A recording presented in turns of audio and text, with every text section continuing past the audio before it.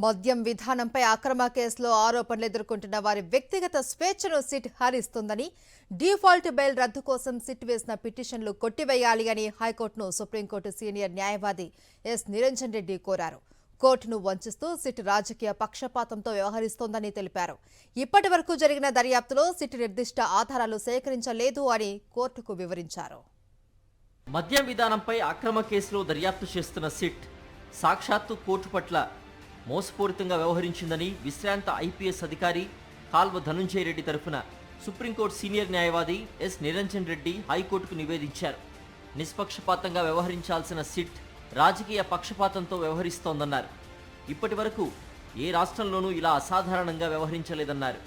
ఛార్జ్షీట్లో పలు లోపాలను ప్రస్తావిస్తూ వాటిని సరిదిద్దాలని ఏసీబీ ప్రత్యేక కోర్టు ఆదేశించిన సిట్ ఆ పని చేయకుండా తప్పును కోర్టుపై నెట్టేస్తోందని నివేదించారు. ఇప్పటి వరకు సాగించిన దర్యాప్తులో నిందితుల పాత్రపై నిర్దిష్ట రిపోర్ట్ల గురించి నిర్దిష్ట ఆధారాలు సేకరించలేకపోయిన సిట్ ఇప్పుడు ఫోరెన్సిక్ ల్యాబ్ రిపోర్ట్ల గురించి చెబుతూ బెయిల్ను అడ్డుకుంటోందన్నారు.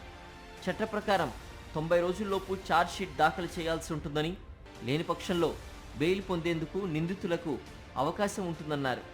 అయితే సిట్ ఉద్దేశపూర్వకంగా ప్రతిసారి 89వ రోజునే ఛార్జ్షీట్లు దాఖలు చేస్తోందని తెలిపారు.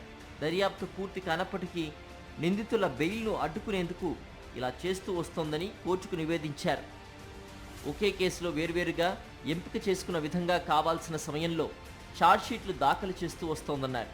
ఏ ఒక్కరూ బెయిల్పై బయటకు రాకుండా చేసేందుకు సిట్ ఇలా అనుచితంగా వ్యవహరిస్తోందని తెలిపారు. నిందితుల వ్యక్తిగత స్వేచ్ఛ కోర్టుల పరమావధి అవుతుందని నిరంజన్ రెడ్డి వివరించారు. దర్యాప్తు సంస్థలు దర్యాప్తును నిరాటంకంగా కొనసాగించుకోవచ్చని, అయితే దర్యాప్తు పూర్తయ్యేంత వరకు నిందితులను జైల్లో ఉంచాలని కోరడానికి వీల్లేదన్నారు. సిట్ ప్రస్తుత కేసులో నిందితులను జైల్లోనే ఉంచాలన్న దురుద్దేశంతో వ్యవహరిస్తోందన్నారు. ఇప్పటి వరకు కేవలం 16 మందిపై మాత్రమే ఛార్జ్షీట్ దాఖలు చేసిందని తెలిపారు. దర్యాప్తులో కొత్తగా తేల్చేదేం లేకపోయినా, ఆధారాలు ఏం లేకపోయినా మిగతా నిందితులకు బెయిల్ రాకుండా చేసేందుకు పలు ఛార్జ్షీట్లు దాఖలు చేస్తోందన్నారు. సిట్ ఉద్దేశపూర్వకంగానే ఇలా చేస్తోందన్నారు. సాంకేతిక కోణంలో ఈ కేసును చూడరాదని నిరంజన్ రెడ్డి హైకోర్టుకు నివేదించారు. ప్రాథమిక హక్కులు, వ్యక్తిగత స్వేచ్ఛను పరిగణలోకి తీసుకోవాలన్నారు.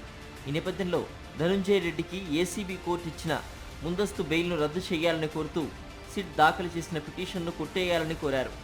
అనంతరం సిట్ తరపున సుప్రీంకోర్టు సీనియర్ న్యాయవాది సిద్ధార్థ లూథ్రా వాదనలు వినిపిస్తూ దర్యాప్తు పూర్తయినంత వరకు వివరాలతో ఛార్జ్షీట్లు దాఖలు చేస్తూ వస్తున్నామన్నారు. తదుపరి దర్యాప్తు కొనసాగిస్తామన్నారు. ఇరుపక్షాల వాదనలు విన్న హైకోర్టు సందేహాల నివృత్తి నిమిత్తం తదుపరి విచారణను శుక్రవారానికి వాయిదా వేసింది. ఈ మేరకు న్యాయమూర్తి డాక్టర్ జస్టిస్ వెంకట జ్యోతిర్మయి ప్రతాప బుధవారం ఉత్తర్వులు జారీ చేశారు. ఆ రోజు తీర్పు రిజర్వ్ చేసే అవకాశం ఉంది.